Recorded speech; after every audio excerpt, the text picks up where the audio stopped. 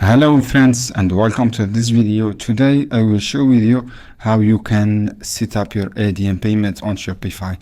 So guys, go to setting on your Shopify and make sure go to payment option and make sure guys you switch to third party. As you can see here, choose this one. From here guys, all you have to do, click on the search bar, click Adyen payment, and this is the security card. Set up this option and click install and wait. You will redirect to payment Adyen, and from here click install and just await a few seconds. And if you have test account or live account, choose your account type and click get started and log in your Adyen account and complete your setup. This is how you can do guys.